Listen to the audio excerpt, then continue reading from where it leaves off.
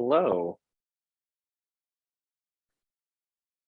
All right. So welcome everybody. My name is Tino, and I'm an ID alum from class of 2009, and I'm really pleased to be here representing the Alumni Association Leadership Council. Uh, so the Alumni Association is your lifelong connection to RISD. It serves as the voice of more than 30,000 alumni living worldwide and maintains a mutual beneficial relationship between the alumni and the college. Um, and we are a diverse network of creative professionals and serves as a hub where alumni can engage with RISD through learning, volunteering, and philanthropy. And if you want to learn more about how to volunteer, you can email us at alumni@risd.edu or place your question in the chat and we'll get back to you. So as part of our ongoing opportunities to connect, we are offering a hybrid of RISD weekend celebrations, including today's panel featuring RISD alumni in our alumni shorts, Surviving Extinction, Future Food. And I would like to introduce our moderator today. Ciril Hitz is also an ID grad, class of 91, is a full-time senior instructor at the College of Food, Innovation and Technology at Johnson Wales University in Providence, Rhode Island. And before I hand it off to Ciril, I want to thank you all for being here, and a special thank you for a moderator and a panelist for sharing their expertise. And now, Ciril. Well, thanks for the introduction. I joined the RISD community back in '87. Sort of undecided when I first came to RISD of what I wanted to actually pursue. I first thought landscape architecture was where I wanted to end up. And then through freshman foundation, which was probably the most impressive year for me, was where I was introduced to what the campus was all about and what the potential was. And I made a close connection with Christina Bertoni, who said, well, I first told her, I was like, I think I'm going to go into sculpture. I love building things three-dimensionally. And she said, I got another idea. Why don't you try industrial design? And so I looked at the program and really fell in love with the concept, the idea. I wish it at the time had a little bit more furniture concentration, but realized that through the journey of this educational process that I loved the investigation of materials, understanding their functions and how to combine them. And I think it was a perfect match for me at the time. And it wasn't until my, I'm going to say, junior year, I think it might have been even during winter session at the time, where I had the opportunity to investigate clay as an alternative medium. I'd never worked with it. I'd worked with wood, I'd worked with metal, I've worked with different mediums, but clay really made a connection for me, and it created this relationship of working with a mass that intrigued me for what it felt like in my hands, what I was able to express with it, and then also how I was able to turn it into functional, user-friendly utensils. And that passion, that connection really lasted into my senior year, where my degree project was dinnerware. And I realized that once it was time to present, I had these fun plates. It became a study of glaze application, firing techniques.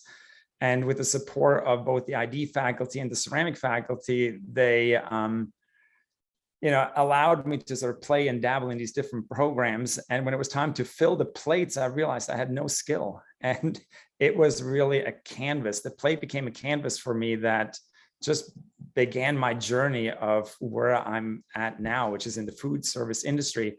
And so I decided early on I wanted to go to Europe, study to be, or do an apprenticeship as a pastry chef. My parents initially thought I was crazy, insane to do this. And I went over there for 3 years and studied to be a chocolatier and pastry chef. After finishing, I always knew that I wanted to come back to the United States, even though I'm originally from Switzerland, and just, caught on the sort of newfound food trend wave that started in America, where at first I felt like I had to get this education in Europe, but now I feel that we can have amazing food exposure in the United States with some very talented chefs and establishments. And so my journey took off. I started working in small pastry shops when I came back, and ended up very quickly over at Johnson & Wales, where I'm currently teaching. I'm in my 24th year, which to me definitely is a little bit of an age stamp, where my students tend to be, weren't even born when I started teaching there. And I, within the educational program, was able to establish myself as a forerunner, not just in the field of pastry, but really fell in love with bread. And that's where I noticed my calling, and everything came together with both the ability to mold clay and mold dough in a very sort of similar fashion, and being able to work in that newfound medium or passion, I was able to develop my career. And so I'm basically went from chocolatier to full-time artisan baker, have competed in numerous competitions, had the opportunity or unfortunate situation of having been on the Food Network and, built that reputation and brought it, I think, to a new level. So I think if you look at food sculpture, food art, especially in the bread arena, I've left the mark where if I were to say I brought anything to the industry besides hopefully inspiring my students, I've been able to introduce color, and it's all natural based with natural pigmentation, into a medium where I can create sculptures. And with it, my son at one point challenged me to build the world's tallest bread sculpture, which I did, and sort of hold the Guinness Book of World Record on that. And I just love teaching. I love working with bread. And I'm so glad that I was able to marry both RISD and also this food industry experience over in Europe and bring it, I think, back to America. And that's where I'm at now. So that's about me, what how my little journey started. And I'd like to introduce at this point, Arlie Marks, who's going to give you the next introduction. Hey, Ciril, thank you. And thanks everyone for putting this great panel together. I'm really excited to be here. Like many of you, I was also a RISD graduate. I graduated finally from sculpture in 2010. I did half my time in furniture and finished in sculpture. I was building these sort of multi-sensory environments. I was interested in e-waste and building with televisions and video and sound and light. And I was also starting to incorporate food and drink. That was something that I had always done growing up. I'd always worked in restaurants. And while I was at RISD, I was also working in restaurants. But I was really trying to combine all of these things into a sort of sculptural, fully immersive experience that was using all these different things: light, sound, food, touch, taste, scent. So I graduated in 2010, and then I was the recipient of a Gelman Travel Award, which was an amazing opportunity that RISD had on offer for a number of years that allowed me to travel. I had this project where I had plotted a map from the parts of the most popular TV sold in America, and I was traveling all through Malaysia and India and China, and trying to really connect with these places where the television was manufactured. And what I found while I was on this trip was that the way that I really engaged and the way that I really understood these cultures that were foreign to me was really through food and drink. And so that was a year-long project. And when I came back to the United States, I realized that was the direction that I wanted to take my sculptural practice in. And I started making sculptural cocktails, and was invited by a friend from the RISD network, Zoe and Mike, who have a fashion brand called Eckhaus Latte. They invited me to New York, and I made this highly aestheticized cocktail, and everyone really loved it. and folks that were opening Mission Chinese Food, which is a popular restaurant in San Francisco. They were opening their first place in New York, invited me. They loved the drink and they invited me to come to New York and be their beverage manager. So I was slowly moving into the food and beverage world in New York professionally. And I did that for a number of years, and then decided that I really wanted to create a multi-sensory environment to house the drinks and sculptures that I was making. So I banded together with a friend of mine, and we opened Honey's, which is a place that I've had for the last 6 years. And we designed and built all that stuff using my skills from the furniture department, woodworking and metal, and built this environment to invite people into, and it was a place to house the cocktails that I was making. And I was also simultaneously working in events, and I've been building these cocktail fountains. There were these big floral arrangements, and you could there's like liquid flowing off of leaves, and you could hold a cup under it, and it was really fun. You know, and then COVID hit, and everything, all of these outlets that I had built came to a screeching halt. You know, all of a sudden, there was this enormous challenge, and you know, the one thing that RISD really prepared me well for was how to find opportunity in challenges, and how to really think creatively and outside the box. And what came from this point forward was a series of really intense pivots and having to figure out solutions to problems. You know, we slowly started reopening, and I was sitting there taking orders over the phone and making deliveries in my car. And I know we're coming up on 5 minutes, but yeah, so well, back to you, Ciril. And well, that's great. I mean, I can't wait to come to New York and hopefully get to see some of this, and actually hopefully taste it as well, because it's awesome. Yeah. I can't wait. All right, so next on the list, we're going to go to Al Reed, who was actually a classmate of mine. Hey there. It's great to be back here at RISD, even in Zoom format. It's always great to come back. My time, like Ciril's, began in '87, and it was a similar experience where you come to school and you meet all these great people, and there's all these amazing studios and facilities and faculty, and you're thrown all these different artistic disciplines at you, and you've got to figure out which you want to do. And it's a hard decision. And for some people, they know from day one what they're going to be, if it's jewelry or glass. But yeah, I had a hard time deciding what it was I wanted to do, whether it was a 2D or a 3D type of thing.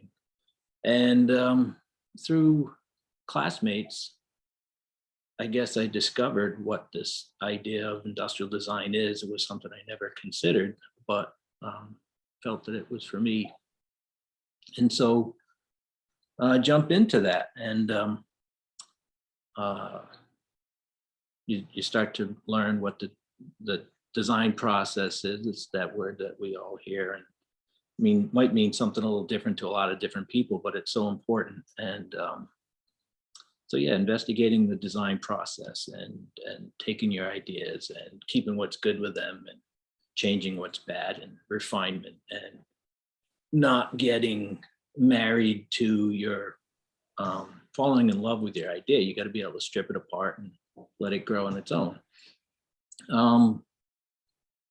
For me, also, going to school in Providence was a little different than a lot of people, because I'm from Rhode Island. And so I didn't get that experience of leaving and going to a new school. I was from Rhode Island, but Providence is a great place, and I've been here most of the time since. I ran my own screen printing business for a long time through most of the 90s, and got me back into computers because I was on the wrong side of the digital divide at first.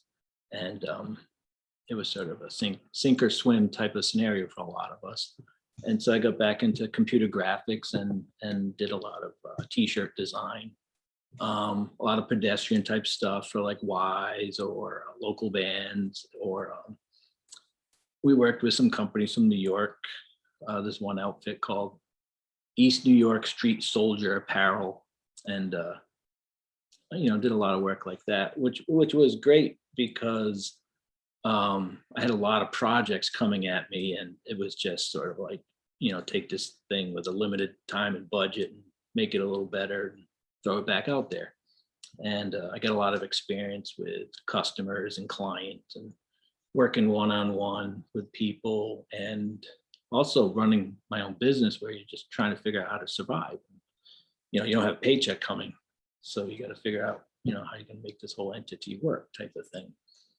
And then the stars sort of aligned for me in a way where I had access to a loan and small investment from a dear friend, and a space on Thayer Street was available. A friend of mine was closing up his skate shop, and it came time for me to jump into the restaurant business. It was something that I always knew I was going to do. I'd worked in restaurants pretty much since I was 16.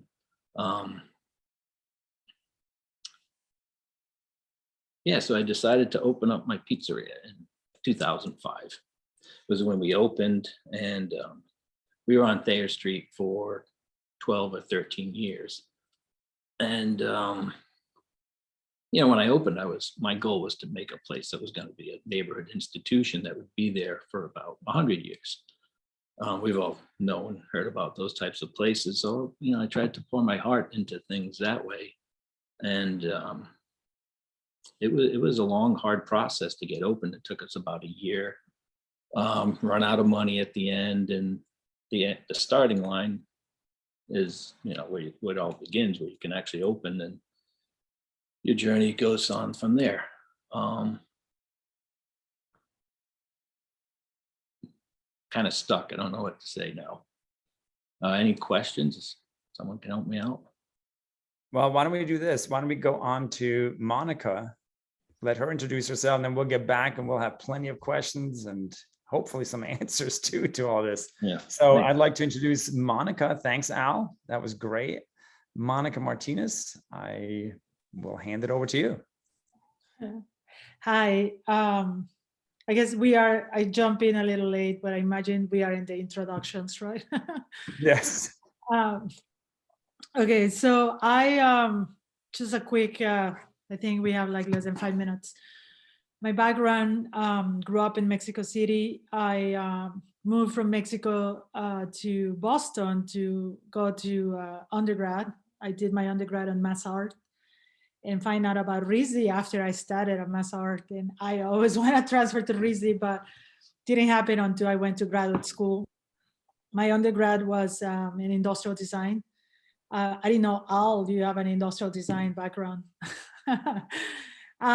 So industrial design, but my industrial design program, I guess, in Boston was very focused into working for like medical devices, designing medical devices. I guess my school was surrounded by hospitals. So when I graduated from industrial design, I realized I didn't want to, continue doing like product design, and I jumped into architectural design. I moved to California, to San Francisco.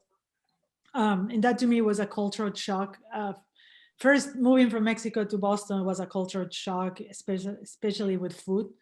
I realized back then, finding an avocado was like, finding a piece of gold. You cannot find avocados or any really Mexican food. The only Mexican restaurant in Boston was owned by some Indian people. So that was a culture shock. And then when I graduated undergrad and moved to San Francisco, California obviously has a lot of relationship with Mexican culture. So that to me was a big opening on, what is it that I was missing in Boston, and kind of rooting myself back to like, my upbringing in Mexico and the connection that I have with food.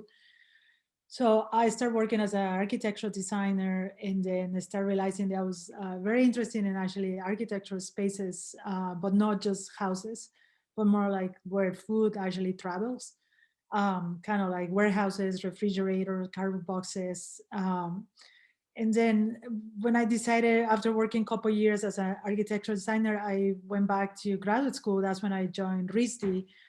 And my 2 years in graduate school in sculpture were like I immersed myself into exploring more all these kind of architecture spaces I was interested. I started designing these like from taco stands that I would bring into the woods and set up like a cardboard taco stand, ice cream carts. It's like this in California, these Mexican ice cream carts, they bring from Mexico into California, and then you see these people pushing these like ice, what is it, popsicles, little carts. So that's what pretty much what I did. I just started redesigning, reinventing all these little carts, food carts. In my graduate time at RISD, I started working from all kind of materials that I didn't work before. I work as an architectural designer. I work a lot with metal and wood. And then when I was in RISD, I started doing cardboard, like fabric, ceramics. And I was, exploring also the spaces I had to present these objects. So by the time I graduated from RISD that summer, I was exploring more. I got to the point where I was exploring more those spaces were like industrial farming spaces. And at the time, it was the booming of all these movies like Super Size Me, and more like an awareness of what was happening with the food movement of food in general. And then the awareness of, arriving to these spaces like factory farms and realizing that there was something wrong, that we were not doing it right, the way that we were like, kind of like making food happen, or how food has to travel so far. Bananas travel so far, half a continent for us to get bananas. And there was a question about like, how can we solve this? What is the problem? And then I went back to Mexico, and I can't remember the connection. I started realizing that Mexico has a rooted, it's a culture called pre-Columbian culture. We have pre-Columbian cuisine, which is like kind of the cuisine that was before any Europeans came to the American continent. So I started exploring more that idea about like being more rooted to like local economies, local markets. And from there, I realized that in Mexican culture has a big part of the culture, I should say, is edible insects. I'm sorry, I'm gonna jump really quick to this. So edible insects, Mexico is one of the leaders on edible insects. And then I started researching about why edible insects are very important in the culture. And then it happened that edible insects are, have a lot to offer as a food source. So from there, just to jump really quick, I am being in a journey from 10 years that I've been investigating and rescuing the culture of eating insects. And that comes from my heritage in Mexico. And I brought it to United States kind of to introduce edible insects as a food practice. Native Americans in the United States used to consume edible insects. So the idea is to rescue these ancestral food practices. From 10 years, so that was in 2009, so it has happened 10 years from now. It's not only edible insects, but there's also another type of alternative proteins. They are more sustainable. So rabbit, venison. So when you think about it, like Native American culture we didn't have cows, we didn't have poultry, we didn't have chickens, pork. So the idea is to rescue all these food that were like native for the American continent. So from 10 years to now, I started a project called Don Buguito, which is an edible insect food business in San Francisco. And then we've been trying to educate people about the benefits of eating edible insects and these other alternative proteins like duck, venison, rabbit. So I mean, I'm gonna stop here because I can keep going. Thanks. So, sorry, I just feel like I jumped from other, but I'm running a business now that sells edible insects. We're one of the first businesses in the United States that opened the dialogue of edible insects as food. And now we have a line of 7 products, and we also have a farm which we're raising edible insects, organic, non-GMO edible insects in San Francisco, in California, I should say. Great, excellent. All right, so we have a couple of questions that we'd like to sort of pass around to each other, and I'll read them, and so that we have a clear understanding of what they are, and then we're going to see who gets to answer them. All right, so the first question: how have bars, caterers, food producers reinvented themselves in order to stay afloat? And will any, all, or none of these changes be permanent?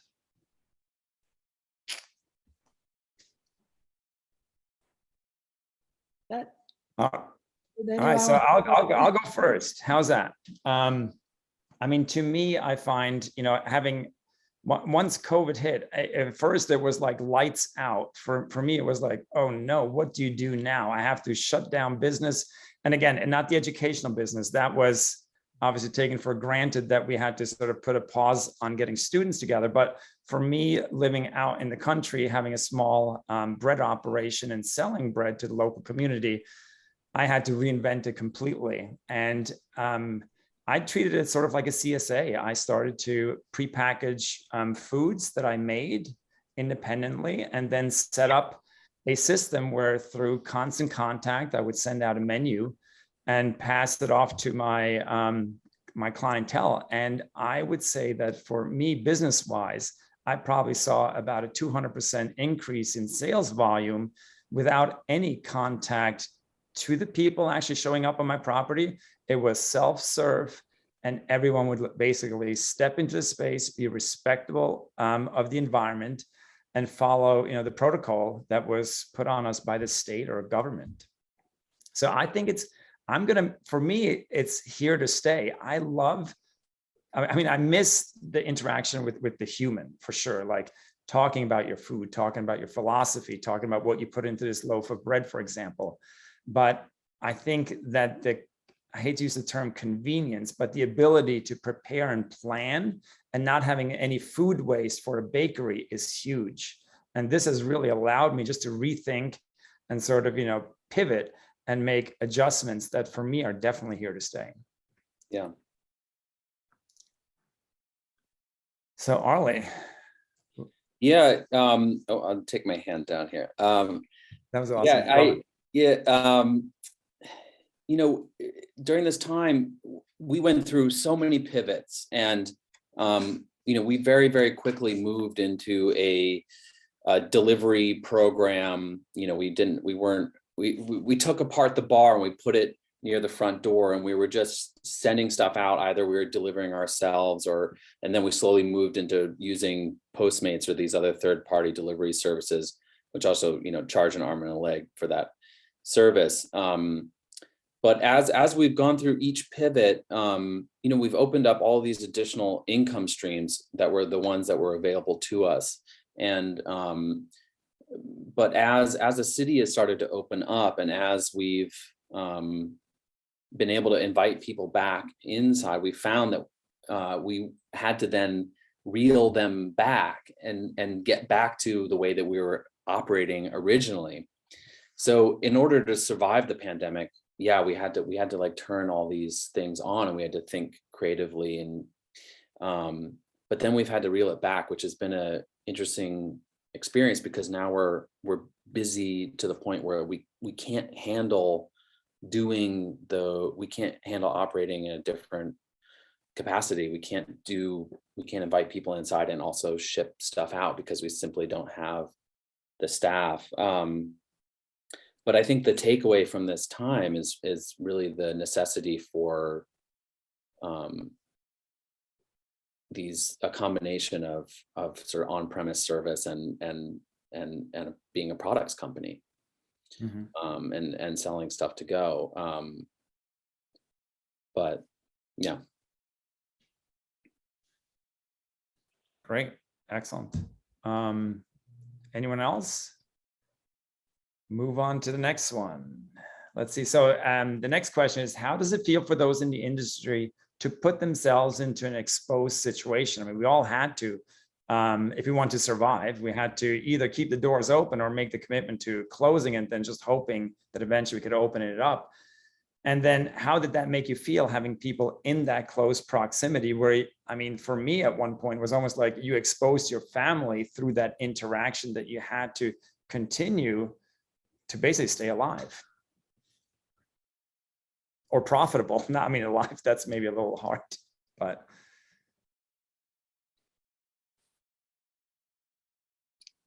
Anyone? Well, I mean, I'm happy to, yeah, Al. let's go with Al. Let's go with Al. Well, I guess I'll finish up my story a little bit. So I opened the pizzeria on Thayer Street. We were there for 12 years, and then we were in the process of opening a second location on the West End on Westminster Street. So we've been there for 4 years now. So we're still open, and it turned out to be a blessing in disguise that I don't have Thayer Street location anymore. So for us, we were sort of battle tested in this realm of to-go culture. And so when the pandemic hit, it just, in a lot of ways, made things a little easier for us and streamlined, where we could just focus on to-go.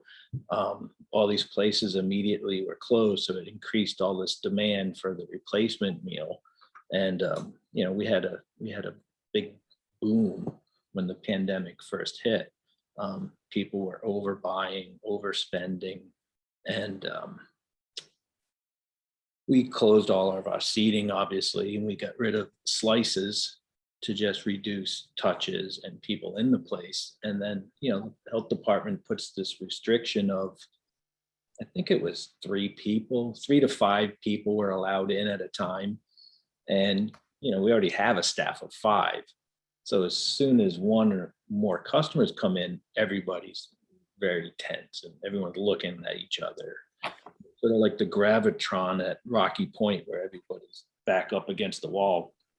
And, technology with POS systems and online ordering is sort of what facilitated made it all possible, where you didn't have to touch money or credit card, that sort of thing. You could just come in quickly, get your food and leave. And then we had to rely on all of our staff to be responsible outside of work, to not get sick.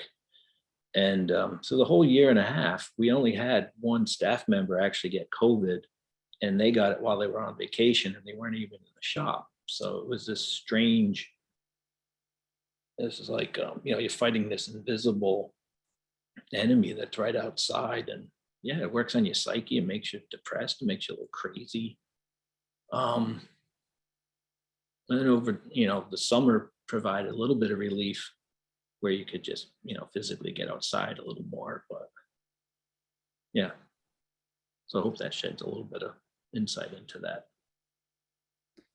Yeah, for sure. So do you think, for anyone, do you think these practices and processes that we sort of invited into our midst, do you think they're here to stay? Not having people sit down in that contact.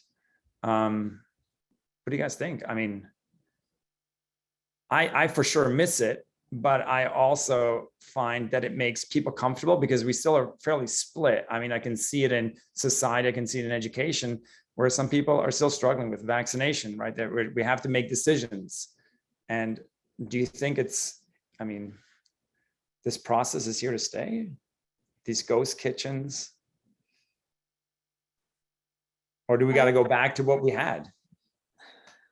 I can't find the raise hand thing, so I'm gonna jump in. That's okay, perfect. This is, yeah.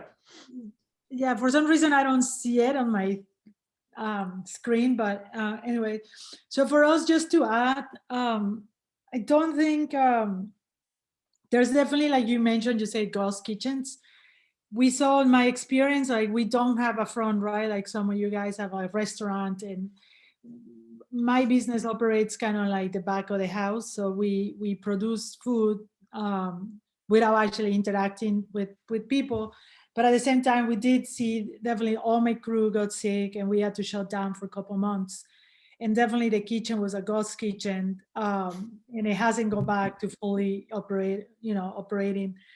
We operate under also a kitchen that host other businesses. So we have seen definitely, how other businesses have been affected.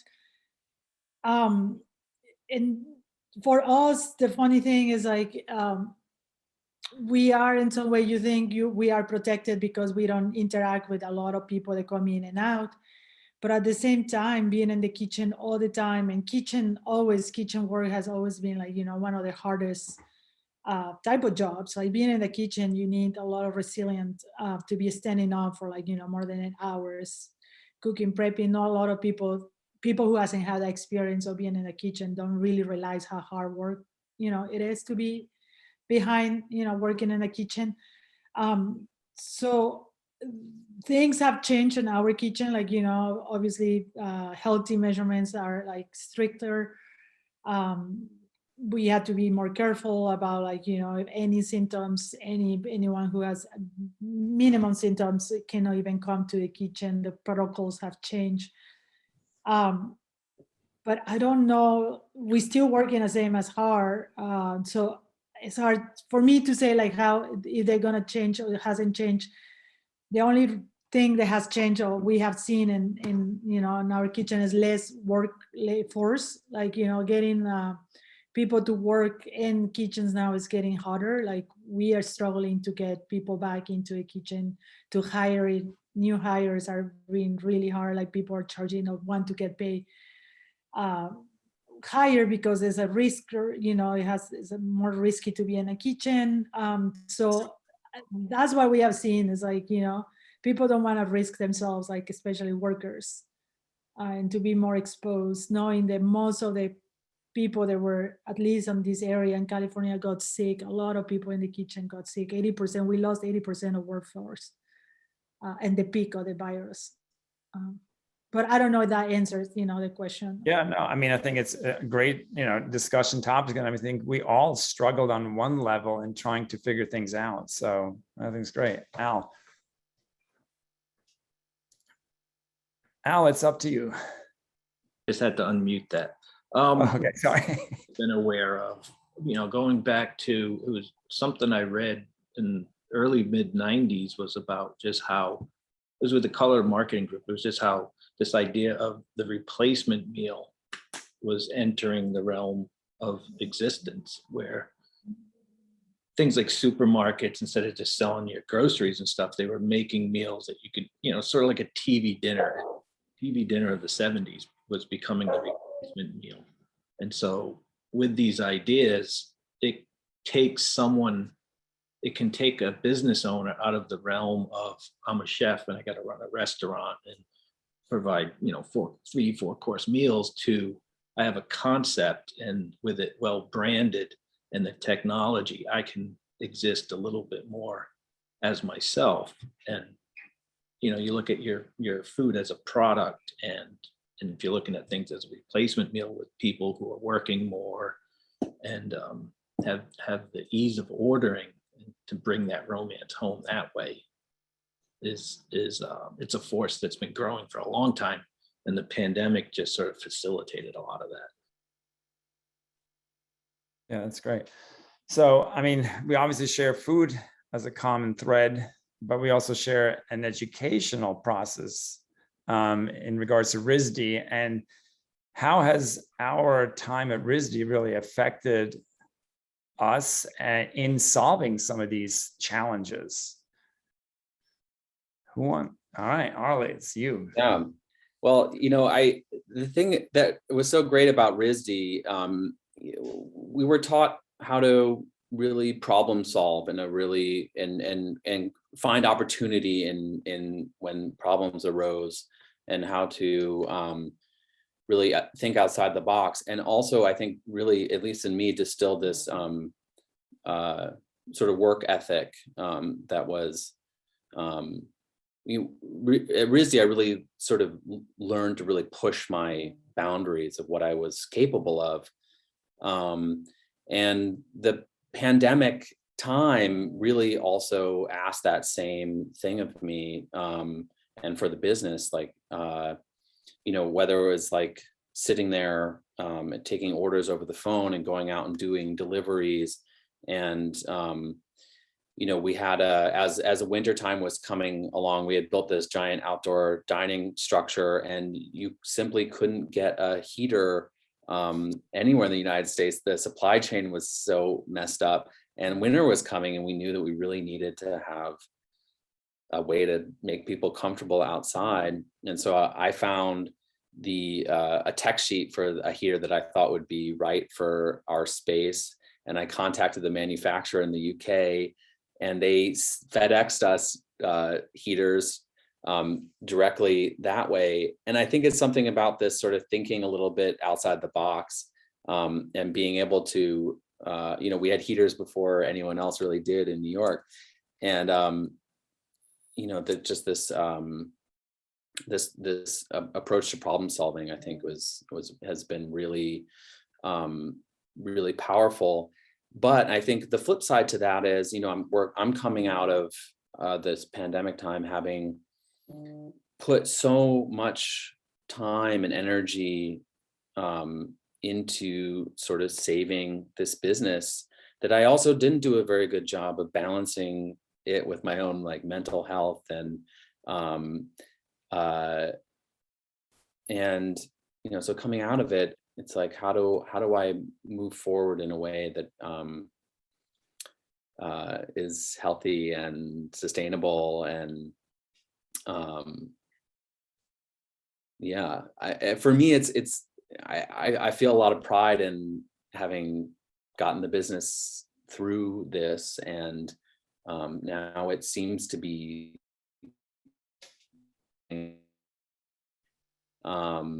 and so I'm starting to look at what can I do next that is sort of outside of the food and beverage sphere.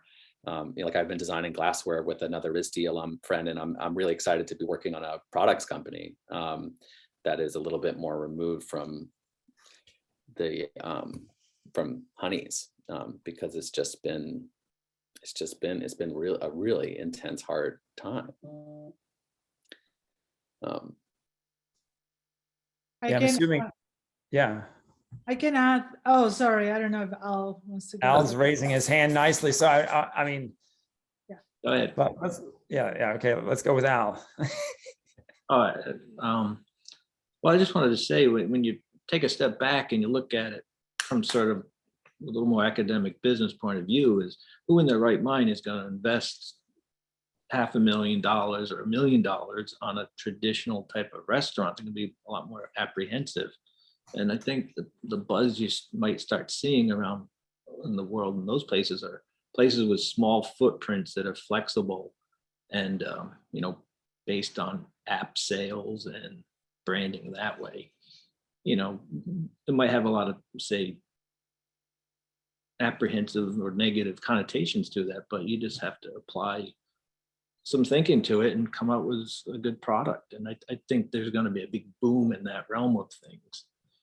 So, you know, dining doesn't go away. It just sort of fades a little bit and people hold on because, you know, it is important, but the new ideas will be coming through this small footprint, simple product ideas. That's where investors will put the money into. Yeah. Great. All right, Monica, do you want to? Yeah, I just want to echo early about, like, you know, like going back to the education of what came out from RISD. For my own experience, give me 1 second. Yeah, that's okay. My daughter. For my own experience, I mean, that the COVID definitely has, you know, it make me pivot. It make me have that, you know, like, place of how to resolve, how to, you know, problem solving. But knowing that my business, you know, that trying to introduce edible insects into a market that is not familiar with this has always been a challenge. And then taking that challenge since the beginning, something that I learned at RISD was, you know, there should not be a no or like a challenge. That's where you jump in. Like when there is a challenge, that's that's actually when the thing happens. So from the beginning, having that challenge of how you're going to introduce something really weird and gross, right, to a culture, there's no, that was, set me on a mindset that I'm not going to have, I'm going to be able to do it. And that's something that I know I got from RISD, being in my studio with nothing, right? You don't have, and RISD doesn't provide you like other schools with all these like tools and equipment and amazing materials. If not, you are alone in your studio and you're the one who has to figure it out and bring that happens and create the challenge. So being at the beginning, the challenge of introducing edible insects for a couple of years, I work as a food business, like preparing tacos and actually hot food. The idea was to actually have a restaurant, but at the beginning I realized I didn't have the capital for it. Then a food truck, but I also didn't even have the capital to have a food truck. But I was not gonna shut down just because of that. So I actually ended just being like a food stand in every street food fair in San Francisco. And then from there, and for years, I had to pivot my business because I could not make any money or compete with just fried chicken, on the street level. And that was the first time when I realized that, pivoting the business or having that flexibility that comes from being an artist or a designer. It doesn't mean that it doesn't work, you have to shut down. It means that there's other avenues, other venues of, inquiry and curiosity, and how you're gonna solve this and how you're gonna continue with your goal of introducing something weird into the food market. So I pivot the business to become a snack package company, to have more power on controlling where or how far my product travels. And when COVID hit, it was also, again, like, we were doing a lot of educational, like level, kind of street level, like demos and being in stores, like educating people about why edible insects. And then when everything shut down, we were actually, a lot of stores shut down also and cut off our products because we were not commodity. We're not flour, we're not sugar. So on that also, I had to pivot and figure out how we're going to continue to make, I had to continue paying my employees, how we're going to continue that. And having that, that mindset and says like, I'm not going to stop here. I'm not going to give up. I think that's something that comes from a RISD, definitely a RISD education. I know there's a lot of other businesses that came out trying to sell edible insects as food, as flour. And then they see them like in a year, they don't make millions or they don't make, money, and then give up. That's when you realize, oh, wow, I had to be resilient. Creativity doesn't stop here. Like there's always a way to be creative and to solve the problem. Yeah. That's super, exciting to know that. I'm super proud to be like, I definitely proud to be RISD, alumni, and be in the front and continue trying to be and pushing something that I believe that's good for everybody. But yeah. Amen. That is perfect. I mean, on that note, I almost feel like let's go see if we have some questions out there from the audience that we could help with. Sure. I think. Okay. I will be your designated question reader today. I'm Claire. Thank you. Director. So the takeout business generates a ton of plastic and paper waste at a time when we should be looking at finding our way to zero waste. Do restaurants or owners have a responsibility to address that, and any thoughts on how?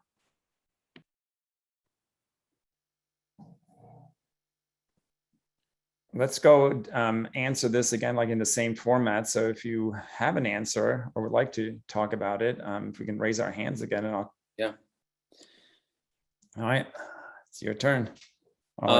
Yeah, I'll be really brief. I think we absolutely have a serious responsibility to work with. I mean, there's a ton of companies that have in the last couple of years that have released biodegradable, sustainable to-go options. It's pretty amazing. And I found during this process, when we started to need biodegradable cups to use for to-go, for packaging that was just paper pulp based that or bamboo or wooden forks and spoons, that it was all relatively affordable and not as cheap as plastic, but that the resources were available to make it totally possible. And I felt that, yeah, the tools that we needed to be as close to zero waste as possible were there, which was exciting because I hadn't even looked in that direction. We hadn't used any plastic or to-go stuff up until that point. So I don't know, what was your guys' experience? I mean, in that regard. Yeah, I mean, for me, I've found, as soon as you pivot and we changed in regards to packaging or whatever I was going to produce the food in, I tried to at least make it in a material that had the potential to be recycled or potentially even reused. Like I started making granolas in mason jars, and people were like, well, we don't really want mason jars. And I said, yeah, but you can actually use these again. They're part of the purchase price. So even though it was a little higher in regards to the investment cost, it made more sense to me that you give them an option at least to reuse that and feel good about reusing it. The biggest struggle that I have right now is actually trying to find some of the packaging that I'm really struggling with, whether it's as simple as a pizza box, that I've gone to, a couple of vendors now, and we're just out of boxes. And it's very hard then, obviously, to sort of be both industry sensitive, environmentally conscious, to sort of provide both your customer and stick with a vision to stay green. For us small vendors, I'm teeny compared to some of these large corporations, obviously. But even on the educational sector with Johnson & Wales, where we have a pretty good, buying power with different campuses, we struggle getting consistency in regards to packaged goods at this point. Anyone else? Otherwise, if there's another question, hopefully we answered what they were looking for. Arlie, this is Arlie. I'm sorry, Ciril. This is Janency. I have a question. There seems to be a lot of discussion in the community around purchasing of gift cards as a way to help restaurants stay afloat during these difficult times. However, some people say absolutely do it. Other people say no. What is the take from this group on that?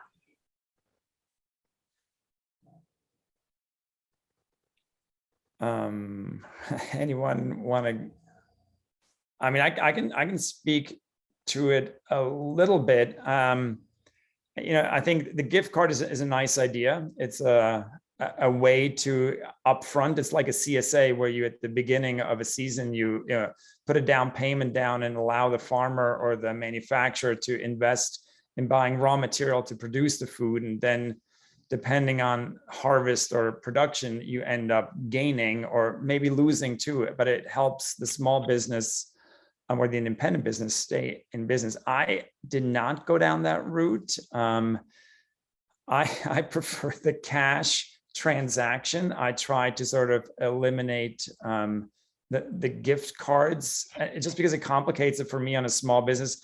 I just literally got a email from a client that I obviously lost track of, but 6 years ago he bought a gift certificate, and I realized I owed them a private class, and it was just like daunting to sort of follow up on that. So again, I had the money in the bank, but it's hard to keep track of all these moving parts, at least for me on my end, because I'm pretty much the dishwasher, maintenance person, and purchaser all in one. I don't know how you guys, yeah, Al?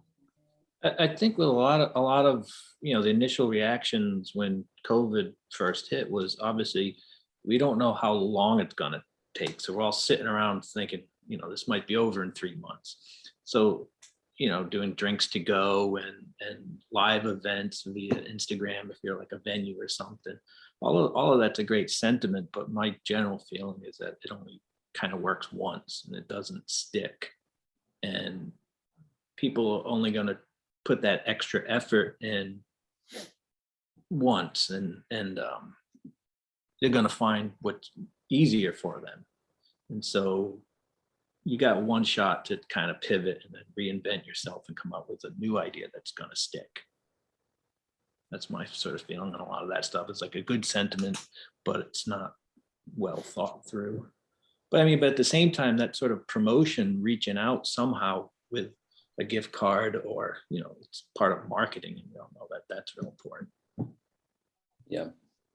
Yeah, we never got into gift cards ourselves, but yeah.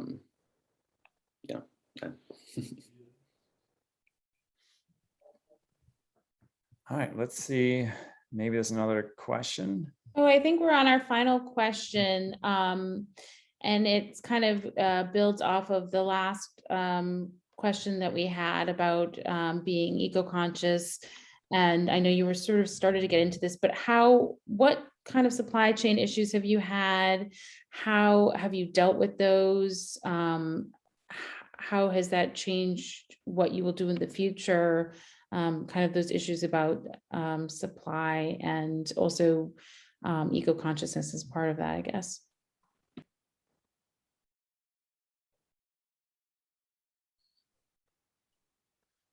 All right. I found that for me, I do a lot of private consulting classes and education on whether it's, from a pizza seminar to a fermentation seminar to all different kinds of things. So I require to get a lot of ingredients to sort of play off of whatever the concept is that a client wants to sort of have addressed. And I found that a lot of people are talking about, purchasing flour from Italy, purchasing things like that. I have a hard time with that. I would rather have us focus in the food service industry on, as locally grown as possible.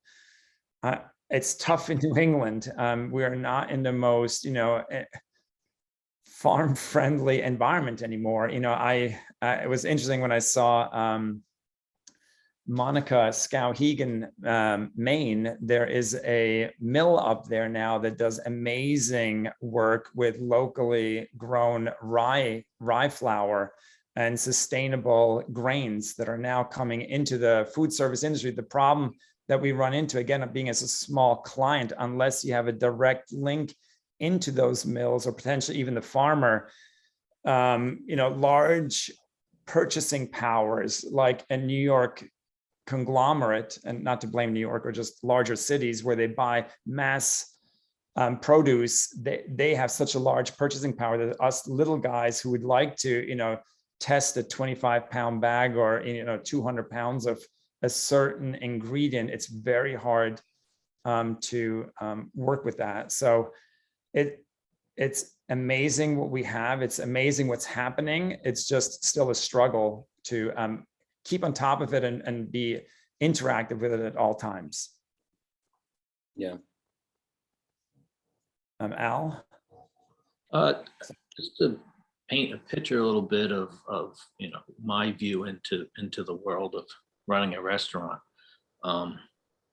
Most places have a main supplier, like everyone knows of, say, like Cisco or Perkins or Reinhardt. So they're chugging along. Pre-pandemic, restaurant business is probably at an all-time high. Volume is very high. The economy is doing really well. And then something like 30% of their clients, maybe more, are just forced to close one day. And it just creates this absolute train wreck right up the line in terms of warehouses.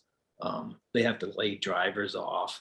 They have to operate under these new restrictions where the drivers can't come into the warehouse. They have all these separations of COVID protocol. And then all of these businesses that were forced to close, suddenly, they might have $20,000 bill that they can't pay because they're not open anymore. And so now the main suppliers have this major financial train wreck going on. And then the longer term effects of the supplies can't even get into the warehouse. And then the end of the summer, the Department of Health turns it all back on, and they got to figure out how to meet the demand again. They got to hire all these drivers.